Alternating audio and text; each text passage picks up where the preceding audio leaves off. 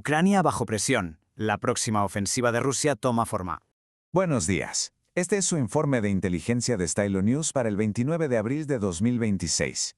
Hoy nos vamos a centrar en un análisis de las últimas 2 semanas para entender la escalada del conflicto en Ucrania.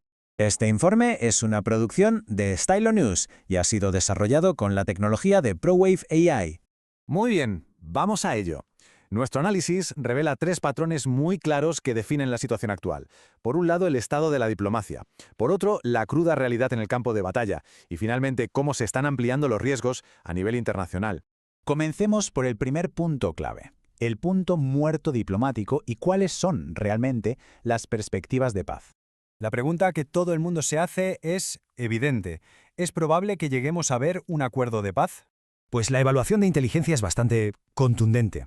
No parece probable que haya un acuerdo de paz duradero en el corto plazo, y el nivel de confianza que tenemos en esta evaluación es alto. Y para entender por qué solo hace falta comparar las posturas oficiales. Por un lado, Ucrania con el presidente Zelensky, que sí se muestra dispuesto a un alto el fuego, pero pone 2 condiciones innegociables: seguir recibiendo ayuda y no hacer ninguna concesión territorial. Por otro lado, tenemos al Kremlin, cuyos funcionarios insisten en que las operaciones militares seguirán hasta que cumplan sus objetivos, y además advierten que las condiciones para negociar en el futuro serán todavía más duras. Además, todos los indicadores que manejamos apuntan a una escalada, no a lo contrario. La tregua de Pascua, por ejemplo, fracasó casi de inmediato entre acusaciones mutuas. Rusia sigue con sus ataques aéreos a gran escala por todo el país, y Ucrania, por su parte, está intensificando sus ataques en profundidad dentro de territorio ruso. En este contexto, lo que llamamos diplomacia se parece más a una forma de enviarse señales de presión que a una negociación genuina. Esto nos lleva directamente al segundo patrón, la realidad sobre el terreno, que es, sin lugar a dudas, la de una guerra de desgaste. El panorama general que vemos es el de un frente prácticamente estancado. Es una contienda de desgaste durísima, con los combates más intensos concentrados en el este y el sureste del país. Si analizamos las tácticas, vemos 2 enfoques muy distintos. Las fuerzas rusas basan su ofensiva en la presión sobre el terreno. Asaltos con unidades pequeñas, limpieza de trincheras y un uso masivo de artillería. La ofensiva de Ucrania, en cambio, se centra en ataques de largo alcance contra la logística, los barcos y las refinerías de petróleo rusas.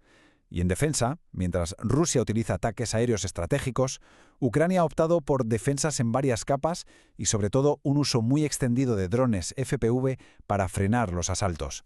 Y creo que estas imágenes lo dicen todo. Si comparamos las líneas del frente entre el 14 y el 22 de abril, los cambios a gran escala son mínimos. Esto nos confirma visualmente, mejor que cualquier otra cosa, que estamos ante una pura guerra de desgaste. Claro, un conflicto de esta magnitud no se queda aislado. Esto nos lleva a nuestro tercer y último patrón, el efecto dominó a nivel internacional y cómo mantiene a la OTAN en estado de alerta máxima.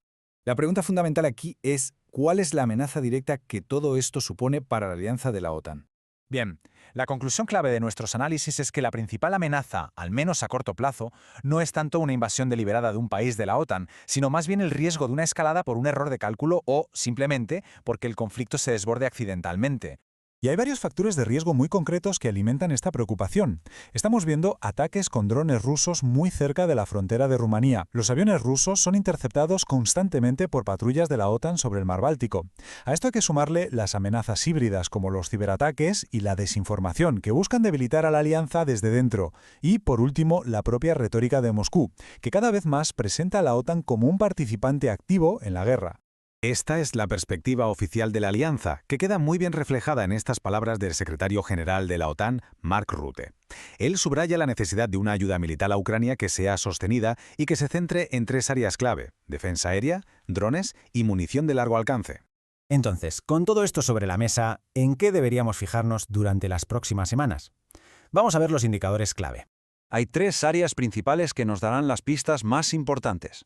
Primero, la ofensiva terrestre rusa, sobre todo la presión en el eje Pokrovsk-Kostiantynivka. Segundo, la campaña de ataques ucranianos en profundidad, si continúan y con qué efectividad. Y tercero, cualquier interacción fuera de lo normal entre la OTAN y Rusia en el flanco oriental, especialmente cerca de Rumanía y el Báltico. Por supuesto, esto ha sido un resumen ejecutivo. Para quien busque un análisis mucho más detallado de estas tendencias y de sus implicaciones estratégicas, está disponible el informe completo de inteligencia de Stylo News. Se puede encontrar en los canales habituales o siguiendo el enlace que acompaña esta publicación.